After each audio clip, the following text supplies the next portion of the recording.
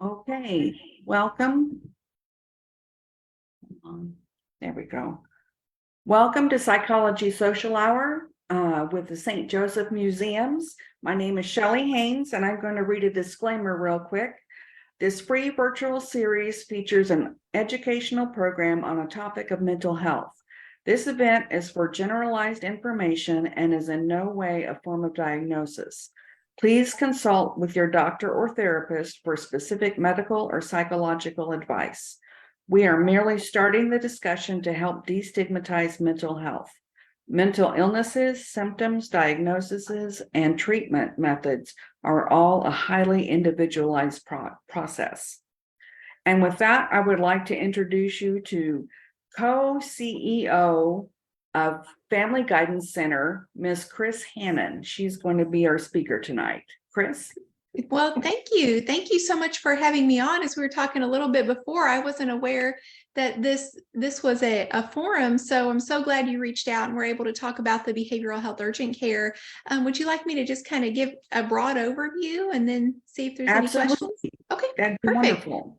So the Behavioral Health Urgent Care is located at 4906 Frederick Avenue, very close to Mosaic Hospital, so in a pretty good location, very visible.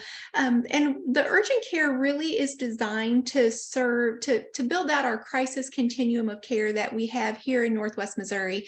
You know, when we look at plans that the city has drawn up, things that our communities have told us, things that they identified they need in terms of behavioral health care. And when I say behavioral health care, we tend to lump mental illness and substance use together, oftentimes because those things are co-occurring and we treat both of them. So I use the broad term behavioral health to encompass all of those conditions. So when we kind of look at what does the community need in terms of behavioral health care and what are they telling us they need, the things that came through, we looked at the city's plan, their survey, and the Imagine 2040 plan. And what that really called for was a new model to promote early intervention and quick access to care. And that's really what this urgent care center is it is an innovative new model in our community to promote quick access to care and to route people into care right away. And so whenever we talk about what kind of services are offered, so at the behavioral health urgent care, when you walk in, people often question, well, what's going to happen when I get there? Like, who am I going to talk to? What's it going to look like? So you're greeted by one of our clerical support team members. In fact, one of them has a bachelor's degree in psychology and used to be a caseworker, but moved to this position. So right away, you're greeted with somebody who has experience in the behavioral health treatment field. We get some very basic demographic information. One of the really good things about this center that I think people don't know is that when you come in for an urgent care visit, you're not charged for that visit. If you have insurance, we don't assess your copay to you. We don't bill your insurance. If you have no insurance, you don't pay a fee. You come in and see the providers you need to see and get the care you need. So after you meet with our support team member, then a member of our nursing team, an LPN, will meet you. And they will meet with you and do some very basic vitals, kind of get your height, your weight, go over medications that you may be on. They will check your blood pressure, may talk to you about if you use substances. And one of the things that we like to let people know is it really doesn't matter to us what substances you may be using. We treat you anyway. So when you come in, it's important to be honest with us about what you have been using so that we can help you through that process. So after the LPN meets with you and collects a quick medical history, then you're taken to an exam room, and it looks very much like the exam room at any of the urgent care centers here in town, except instead of an exam table that we're used to seeing, we have couches and comfortable chairs and lounge chairs. So the rooms are about the same size as what you're used to, maybe a little bit bigger than some of the urgent cares, but they look exactly that same way. Most of them have a sink. They have a table where the doctor sits, their computer, and then you have a couch or a lounge chair you're sitting in and talking with the provider. So after you're in one of our exam rooms, the mental health professional, a registered nurse, comes in and does a little bit more talking with you about what brings you in today, what we call chief complaint, And how can we help you? That's the big goal of that intervention, is with the mental health professionals. How can we help you? What are you here for today?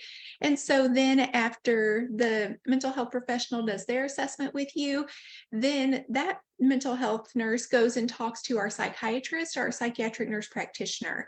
And then they come in and meet with you and do an assessment with you. Their intervention with you may take about 40 minutes, may take up to an hour, kind of depending on what you have going on. And then they oftentimes prescribe medications right there for you. And then we have caseworkers, or what we call discharge planners. They meet with you as well, because in conversation with the mental health professional and with the psychiatrist, we've been able to identify what are the ongoing needs that you have and what type of treatment services do you want to have. And so then our discharge planners set all that up for you and with you while you're there with them. And then you get a discharge summary, just like very much like what you're used to seeing at any other medical office. And we will give you a call in the next couple of days to check in with you. And then again, if we set up an appointment with you, like with a primary care provider or a psychiatrist in town, we will give you a call right before that appointment, just to make sure you remember that and get to that next appointment. So it really is a center where people can come, whether they're in crisis. So, it's called the Behavioral Health Urgent Care. And a lot of people at first, when we were starting this, called it a crisis stabilization center. And we treat people in crisis there.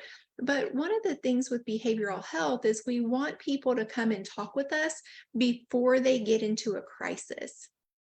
So when you start to recognize that you're having symptoms of anxiety, or you're having symptoms of depression, or you start to think, am I drinking too much? Or is my substance use becoming a problem for me? Is it prohibiting me from going to work or interfering with my life? Come and talk to us then. We really want you to come in when you first start to recognize problems, because oftentimes when problems are less severe when they start, they're easier to treat and you get to feeling better quickly. So that's really what the urgent care is, kind of what we do. Current hours are Monday through Friday, 7 a.m. to 7 p.m. We are looking to expand into Saturday hours as well, just to make this service more available to our community. Wonderful. Wonderful. So once a person goes to you and has their visit, then do you provide ongoing care, or do you connect them with outside providers? Both. So it really depends on what that individual would like for us to do. Some people will say, I want to continue with a psychiatrist at Family Guidance Center. Some people will say, I don't like Family Guidance Center, I want to go someplace else. And so we'll set you up wherever in the community you want to go. The first thing our discharge planning team looks at with that is, if you have insurance, who is paneled with your insurance? Because what we don't want to do is set you up with somebody who's not going to be covered by your insurance, because that does nobody any good to get a big bill, and certainly doesn't help with anybody's mental well-being to get those big bills in the mail. So we look at that and kind of evaluate and say, okay, these are the people that are covered on your insurance. These are the places we can help connect you to. What would you like us to do? So it's really very driven by what the person wants and whom they want to see ongoing. And on a lot of the people that we've seen, really, we're seeing people who don't have really serious mental health conditions, but it is those people who have beginning levels of anxiety or depression or stress. People with minor to moderate substance use disorders. We're seeing a lot of people coming in, or a handful of people coming in with alcohol use concerns and saying, I think my drinking is a problem. So we've been able to work with a lot of the primary care providers in town to get them to see people who they're already established with. So they may already be providing physical health care to a person, but then they will also agree to prescribe ongoing the antidepressant or anti-anxiety medications that we initiate. Wonderful. Okay. And you mentioned that the visits are free. Yes. How does that work? Yeah. So how that works is, what when these centers started across the state, so we're one of 18 behavioral health urgent care centers across the state.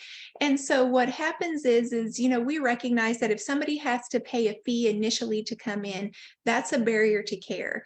And these centers, in an ideal crisis system of care, they are designed to be what we call no barrier access to care. So we want people, everybody who has a need, we want you to be able to come in and see somebody. So we are reimbursed the cost through the Department of Mental Health. So that's how that works now. So we just get reimbursed the cost of our staff, and that's it. That is wonderful. It really is. We're really lucky in Missouri to have an extremely supportive legislature and to have a very innovative Department of Mental Health, and to have, these really came from the governor is former law enforcement. And whenever we started to talk at the state level about what does a crisis system of care look like, it came through the governor's office to put these in cities where there are a state highway patrol headquarters. And so that's really how this came to St. Joseph, is because we have a state highway patrol headquarters here. And so you'll see these popping up across the state in every city where there's state highway patrol headquarters. And there are going to be 4 more that pop up here in the next year or 2. Wonderful. Yeah. That's very interesting. And you've been open for about 6 weeks? We have been open for about 6 weeks. And the really interesting thing is we are seeing far more people than what we thought we would see, which is great, which, tells us we did the right thing in opening this service, that there was a need in our community for this service. In the first month we were open, we saw 157 people. Oh my. Or 151 people. So we saw quite a lot of people. Now, when we opened this, what we really thought we would see would be people in crisis. We thought we would be seeing suicidal people. We thought we may be seeing people who had significant and severe, like life-altering depression and anxiety and bipolar disorder, perhaps. What we're seeing, honestly, is a lot of kids. Lots and lots of kiddos coming in and their families bringing them in. So when we look at kind of breaking down how many kids or how many people we saw by age group, for those kids who are considered school age, so those kiddos who are, we looked at 12 and under, I think it was 60 people. Wow. So lots of kiddos coming in. And then when the other thing we were not prepared for, because we're one of only 2 crisis centers across the state, or urgent care centers across the state, that are treating children. Very few of the urgent cares are treating kids. And we really recognized with our work with the schools and with other community members that treating children was absolutely crucial if we were going to make this a benefit to the community. So we built that capacity in. We're seeing more kids than what we thought we would see. We anticipate seeing more over the summer as well. But the other really interesting thing is the number of college age adults, transitional age adults is what we call them, that 18 to 25 demographic. We're also, I think we saw about 22 of those individuals in that first month.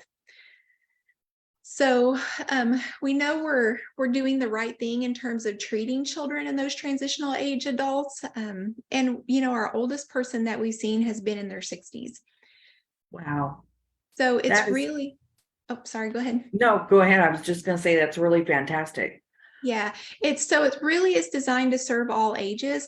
We advertise that we treat 6 and up, and we don't, if a child walks in that's younger than 6, clearly we're not turning them away. So we're still going to see them and evaluate them, but we don't want to treat very young children in this clinic just because we don't have the right staff really. If a 3 or 4-year-old is experiencing a lot of difficulties, they're not going to be able to engage in different therapeutic modalities that we offer in terms of talk therapy or talking with the psychiatrist, because we don't medicate children under 6 typically. So this is really not the best place for that 5 and under demographic. But again, we've had 4 of them. In the first month, we had 4 walk in, and we do see them. So also, one of the really interesting things is that the number of people coming in who are employed full time. And so we're seeing that after hours, so that 5 to 7:30, that 4:30 to 7 demographic or time frame, that's really busy. Because what we're hearing from people is, well, I wanted to talk to somebody, but I have a job. I have a full-time job. So how am I going to take time off work to go see somebody? So it's serving that need as well. Wonderful, wonderful. And you said you're open Monday through Friday, 7 in the morning to 7 p.m., correct? That is correct. Yeah. Okay. And with the possibility of Saturday hours becoming available. Yeah, we're planning to expand to Saturday hours as well, just because we know that that's a need for our community. And again, the whole goal of this is really, we want to be there to meet the behavioral health needs of the community. And we don't think that people should have to wait for care. I have an 11-year-old, and at one point when he was much younger, he had to see a ear, nose, and throat doctor. And so I recall being told at the time, well, the quickest we can get you in, it's about a 3-month wait. And I remember thinking as a mom, well, that's at 3 months, it's not okay. It's not okay to tell me my child has to hurt or be sick for 3 months in order to access the healthcare that they need to make them better. And so it's the same thing with behavioral health conditions. We especially don't want our kids and families being told, well, we can't treat you for 12 weeks or 14 weeks or even 10 weeks. To us, that's not an ideal system of care. And so we want people to be able to access that care quickly, and for kids and families to know that there's a place they can go and access help when they need it and not have a long wait. Wonderful. Thank you so much for what you're doing for the community. It sounds like it's very much needed.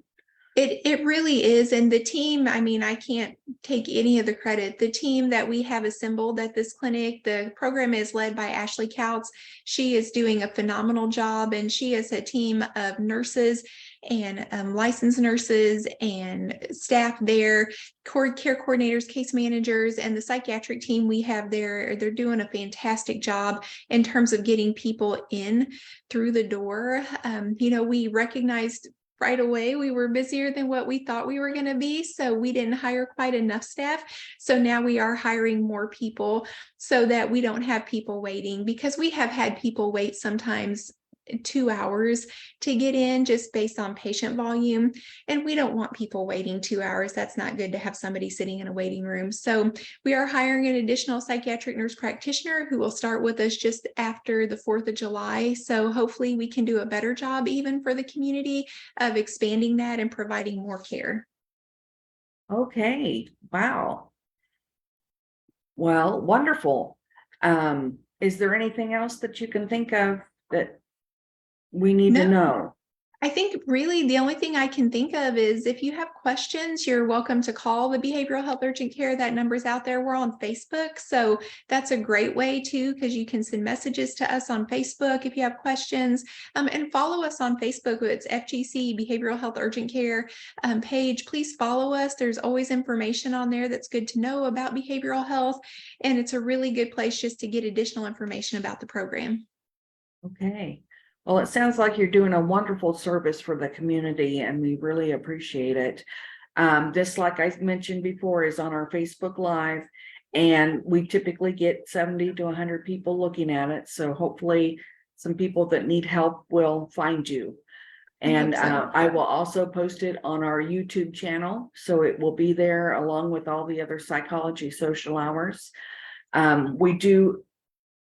The Psychology Social Hour is a bi-monthly, so it's every other month on the 4th Thursday.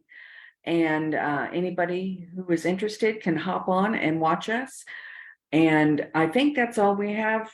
I don't have any more questions for you, Kris. Okay, well, thank you so much for the opportunity to meet with you and to just give the community a little bit more information. I really appreciate it. Absolutely. Thank you very much. And good luck with everything. Thank you. Take care. You too. Bye-bye. Bye.